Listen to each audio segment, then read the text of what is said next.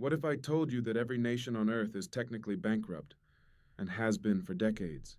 The United States alone carries over $39 trillion in debt as of April 2026. Japan's debt to GDP ratio hovers near 250%. Even emerging economies are drowning in obligations they can never repay in real terms. Governments borrow trillions every year just to service the interest on yesterday's loans. Yet here's the question no mainstream economist wants you to ask out loud. If every country is in debt, who exactly is the creditor? Who holds the other side of this global ledger? Who profits when nations borrow more, spend more, and never pay down the principal? The answer isn't China. It isn't Saudi Arabia. It's not even your neighbor's pension fund. The creditors are invisible by design. Stay with me, because once you see how this system was built, you'll never look at taxes, inflation, or economic recovery the same way again. Let's travel back to where the modern debt machine was born. The year is 1694. England is broke from endless wars against France. King William III needs cash fast. A group of private merchants and goldsmiths propose a radical deal. They will form the Bank of England and lend the government £1.2 million. Here's the twist that changed history forever. These bankers didn't bring real gold. They created most of the loan out of thin air using fractional reserve banking. For every pound of gold they held, they issued up to £10 in paper notes. The government got spendable money.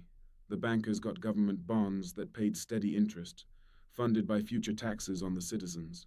This was the beginning. War could now be financed without immediate pain, but the debt never disappeared. It kept growing, and money itself became debt. By the early 1900s, this same blueprint reached America.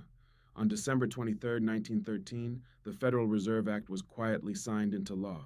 A private cartel of bankers gained the power to create America's money and lend it to the government at interest. Soon after, World War I and World War II exploded. Governments needed massive money. The central banks created it. Then in 1944 came Bretton Woods. The dollar became the world's reserve currency, supposedly backed by gold. But this system had a fatal flaw. By the 1960s, America was printing too many dollars for wars and welfare. Foreign countries started demanding gold in exchange for their dollars. The gold reserves started emptying rapidly. On August 15, 1971, President Richard Nixon made a shocking announcement. He closed the gold window. No more converting dollars into gold. The dollar and every currency tied to it became pure fiat money, backed by nothing but trust and the power to collect taxes. This was the moment everything changed. Without the gold limit, there was no natural break on how much debt governments and central banks could create. The floodgates of fiat money finally opened, pouring debt into the global system. From 1971 to 2000, U.S. federal debt jumped from under $400 billion to over $5.6 trillion. The same pattern spread across the world. The first big test came in 2008. Banks had over-leveraged themselves with toxic mortgages. When the bubble burst, governments and central banks rushed in with trillions in bailouts. Instead of letting weak banks fail, central banks started quantitative easing. They created money out of thin air to buy government debt. The debt didn't disappear. It just moved from private banks to central bank balance sheets. Failed fixes followed everywhere.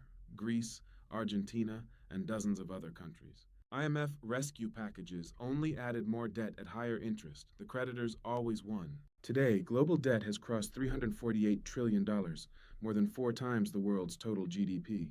America's debt alone is over $39 trillion and rising fast. Interest payments on this debt now compete with entire government departments. The pattern is crystal clear. Every crisis, 2008, COVID, wars, is answered with the same solution: more borrowing and more money printing. The invisible creditors never lose. They only grow stronger. So what does all this mean? First, modern money is not neutral. Every dollar, euro, or rupee is born as debt with interest attached.